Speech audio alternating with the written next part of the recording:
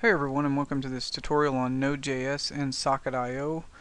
Give you a quick kind of overview of what we're going to go over before we get too far into this.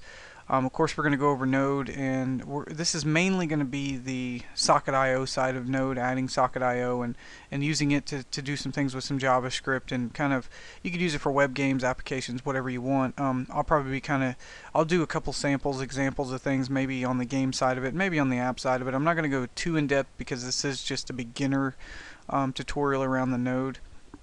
I will go over some other Node things, debugging things, but that's going to come kind of towards the end of the tutorial. First, we're going to kind of get kind of an explanation of how Node works, the easiest way to implement, and that's the first thing I want to do.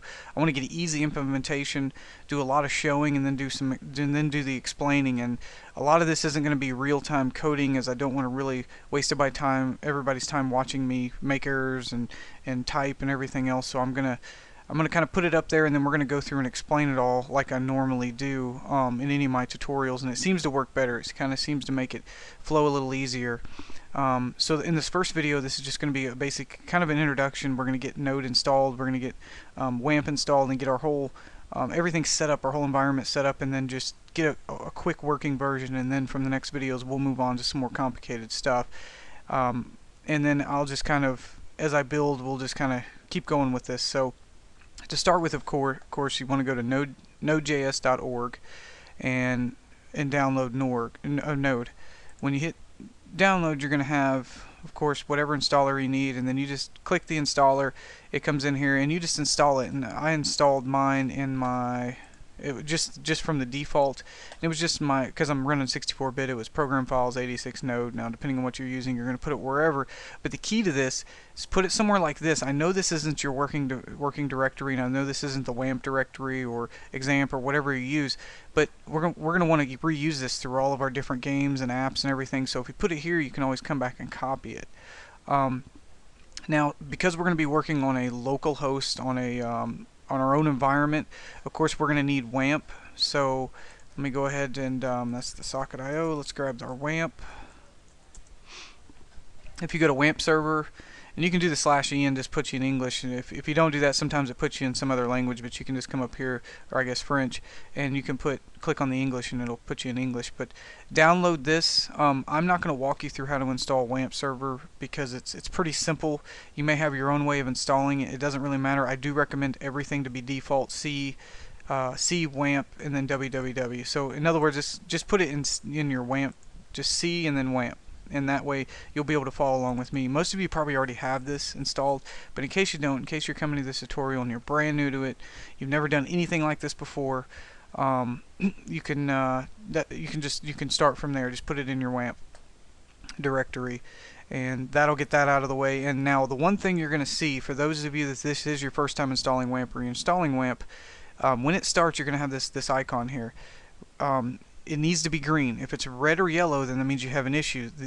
The known issues that I know that come out of WAMP is if you have Skype, Skype will cause an issue with it. You need to actually Control-Alt-Delete and drop your Skype out of the way, or you can go on their website and they have a couple different ways you can get rid of that.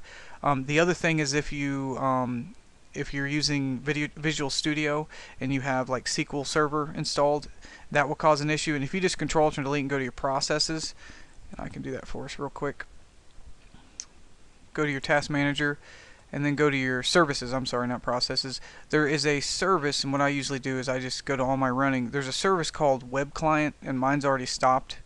But it's in here, and there it is right there. You want to stop that, because that will cause issues with WAMP server. Other than that, WAMP server usually works no problem. I wouldn't worry about it too much. I doubt any of you will have that issue. But if you have any issues, you can jump on the WAMP server forums, and those guys are great about answering them. So, and because you can watch this at your own leisure, you can go ahead and take your time and get everything set up. So once you get WAMP server set up and you're sitting on your green W there, and you've got your Node installed, the next thing we want to do is get Socket.io. But before we do that, let's go to what I've done is I went into my WAMP and then www, and that's already going to be there. So if you just installed WAMP for the first time, go to your C drive, go to your WAMP, and then go to www. And you're not going to have anything in here probably. I believe they start you out default like an index file, and that's it. Go ahead and create you a new folder, and call it Node Tutorial. I went ahead and did this because I wanted to go ahead and have everything set up so I didn't spend 2 hours on this video just slowly setting everything up. It's all super simple. You guys should be able to follow along. So create you a new folder, and of course you guys know how to do that. Just go to new and then folder. Name it Node Tutorial. And inside Node Tutorial, we're going to copy a few things. I have some things here, but yours is going to be empty. So what you want to copy is you want to go over here to Node.js and grab all this and copy it. Everything that's in there. And then you're going to come back to your WAMP folder, your Node Tutorial folder, and just paste it in there like I've already done. So that'll give you your basis of your node. Now we need to install Socket.io. The easiest possible way to install Socket.io, let me close this out, is go to your command prompt, wherever it may be, and excuse the Nicole, my name's not Nicole. If you go to your cd/wamp www/node tutorial, or wherever you put your tutorial, go ahead and get in that folder, and then if you look on your Socket.io, it tells you how to install it. You just copy that and you just come in here and paste it, hit enter, and it will automatically get all that and drop that in there for you. You don't have to do anything. You're done once that happens. I'm not going to do it because I've already got it, but if you go ahead and just install that, I tell you what, let's do this just so I can help it walk everybody through this and nobody gets too confused. I'm going to create a brand new folder. I'm going to go ahead and copy this, and let's create this new folder, and let's call it test 4, just so I don't have anything there. I'm going to paste it in there, and just like you guys did, I copied it and then pasted it, and now I'm seeing the same thing you guys are. Now if I go into my command prompt, and I know I don't have to do this, but I'm going to do it anyway, drop it down, and cd/wamp/www, whoops, / mine was test 4, enter, and then I come to my Socket.io and I copy this and I paste and hit enter. It will do it will go through and get that everything we need for Socket.io and drop it in that directory, drop it actually inside the node modules. So once that's done, you can actually if you want, you can close it out, and we're done. So when I'm gonna come out of test 4 and I'm gonna go ahead and delete that because I don't need it. Now we're kind of almost on the same page with when I go into Node Tutorial. I have a couple extra things here which you'll be able to download, but you should see almost everything the same. And now you'll see under your node modules you have Socket.io. So that's it. You're done. You're now installed, ready to go, other than you need to go ahead and jump on and grab these files. I have app.js, index.html, and server.bat. So let me walk through those real quick. The server.bat, if we go ahead and edit that, you'll see all I'm doing is I'm starting Node, and the way Node works is if we just come in here and just click Node by itself, you'll see we just have this command prompt waiting for something. Node is running, but there's nothing. It needs a script to tell it what to do, and that's what I've done. I've created, and we're going to get into that more later. I'm not too interested in that because I don't want to confuse everybody from the beginning. I want to start off, with the results, and then we'll go from there. So what I've created is I've created app.js. Now, for our text editor, you guys are more than welcome to use whatever text editor you want. I use Komodo. It's just something I've kind of gotten familiar with. I've used Dreamweaver before, all the text pads. If you've never used anything, there's plenty of free text pads out there that you can grab. Matter of fact, if you just go to Google, and once Google pops up, here we go. If we go to, if you just go to Google and type in, let's do just text editors, you'll come up with list of text editor. You'll come up with all kinds, code editors even. I would just type in text editors, or I tell you what, even better, there's probably, if you put in JavaScript editors, it'll give you some free ones in here, and I've never really used too many of these, but I know like Text++ and things like that are great. So I don't want to really guide you in that direction of what text editor to use, because trust me, you're going to want to use whatever you're familiar with. But you can use you can use Notepad for really. I mean, Notepad will work just the same as long as you save it as a .js file. It will work just the same. But I'm going to go ahead and show you through Komodo. I'm going to be using Komodo. You guys use what you want. here's our app.js. Now I'm not, because this is the introductory video, don't look at this and go, oh my gosh, that's just too much, I give up. Because trust me, this is all easy stuff. It looks crazy here, but most of the stuff you're not even going to use. You're just copying, pasting, and it's for right now, it doesn't even matter if you know what the heck it's doing. And I'm going to explain a little bit, I'm going to explain better later, but for now, we're just gonna concentrate on kind of the easy stuff.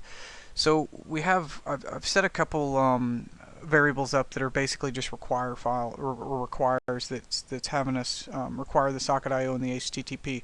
We're going to get to that in a minute. This is the first important thing I want to get into. Whatever port we want to listen to on, that's what port we're going to put here. So if you have a router and you want to change that port or whatever it may be, or you want to be able to route, because eventually, because you're going to, I have that problem with Node sometimes popping that up, or even my Komodo pops that up. But anyway, because you're going to be routing a lot of actual traffic from the web, you're going to be probably using 8080 and routing all that traffic to 8080. And you can't really use 80 because that, of course, is going to be your actual, well, for now, WAMP's using it, and WAMP's directing that traffic. We can get into that a little bit later, but because we're using our local host, I'm using 8080 just because it's an open port and it's easy to get to. Later, we'll go on later about changing those ports and actually setting up multiple ports and things like that, but for now, I'm just keeping it at 8080. If your computer has an issue with 8080 or something else is using it, you can change it, that's fine. But we just need to change it in our index file. Then we do a handler that it's basically handling the index.html. I don't want to confuse anybody a whole lot on this, so I'm not going to get into this section just yet. We'll get into that in a minute, but for now, it's just don't even worry about it. This is the second important thing. Our socket's on. That means basically when a browser, when someone clicks in the web address or wherever we're wanting to go, it's considered a connection because that browser has now sent something to Node saying, hey, we're connecting, this client is connecting, and that's where this pops on and says, oh, we have a connection. Well, we need to run this function, and we're passing in the socket data, whatever, and it creates a socket ID. And then it's here, all this is socket.on. That means when that socket is on and it gets past this connection, or the name of this connection, it's going to run this function, which is Jello World. I kind of got sick of the Hello World, so we did Jello World. And it's going to socket.emit. Now, before I get into this, let's move over to our index file. First thing in our index file that's important is our script. We are calling on the local host at port 8080, and we're grabbing that socket.io.js. All that's doing is we need to be able to load the socket.io, and we're going to pull it from the server. We're going to pull it from Node and load that file right from there. There's different ways of doing this. This is the way we're going to do for now because we're going to be doing so much changing, and this just makes it a lot easier. But there'll be other ways that we can do this later. But that's where this is coming from. So if you change the port, change that. Of course, just put a little title in there. Then we're gonna create some JavaScript here, and I just kind of put on their network functions so I knew what was going on, kind of split things up. The first thing we need to do is we need to connect. We need to tell, hey, where are we connecting to? So we're creating a variable called socket, and it's just io.connect, and that's coming from this right here. Whenever it calls that, whenever it calls this file, it's already run this, so it knows what IO connect is. And we're connecting, of course, to the local host and then that port again. Whoops. So if we change it, we need to change it here. So basically, this is telling it, okay, client, connect to the Node server at localhost 8080. The socket.emit. Now, basically, this is all going to run once. This right here. Because I don't have any loops in here or anything else. It's basic JavaScript. And what I'm telling you to do is the socket.emit. Socket comes with a couple different ways that you can actually send a connection or send a message. And one of them is called emit. And I'm sending it test connection. And if you remember, if we look at our app, here's this test connection. So when a client says, okay, I'm connecting to the server, the first thing it's going to do is it's going to when it connects, it's going to emit test connection, which is going to say, okay, here it is, it's socket.on, here's the test connection, run this. The server is now saying, well, I'm going to emit back to the client test this, which is the function name, and this is the data that I'm sending it. So it comes back, and if you look in here, this also has a socket.on, so whenever the server connects to the client, this is where it looks for, well, what was the function that it passed. Well, if it passed test this, oh look, I have a function that's called test this, so let's run it. I'm passing in Jello World, and that's going to be, and I'm just setting a variable called data that's going to accept it, and I'm going to alert data, which should be Jello World. So if we go to our browser and we type in localhost / node tutorial, and then there's our index.html. Now you notice nothing happened, so something obviously broke. So if we go in, and I already know what broke, we don't have our node server running, but I just want to show you, if you're using Chrome and you go to Tools and you go to JavaScript Console, it's going to say IO is not defined. Well, why was IO not defined? Well, if you notice, we're pulling the socket.io from the actual server, so it didn't get that. It's a good way to know if your server's running or not, if you forget to run it, because trust me, when you're developing, you forget to turn that thing on, because every time you change that app.js, you have to restart that server, and you don't know how many times I've been trying to figure out a problem to only realize the server wasn't on, or something goofy, or the server had an error in it and it wasn't on. The server's got an error in it and you're not paying attention, this thing is going to give you that error, and then you know what's going on. So that's another reason why we're kind of doing this right now. So let's go ahead and turn that server on. And that's where the server.bat comes into play. Instead of me going into my command prompt and typing going all the way to my WAMP node tutorial and then typing node space app.js, I just made a server bat that I can double click on, and bam, I have my server up.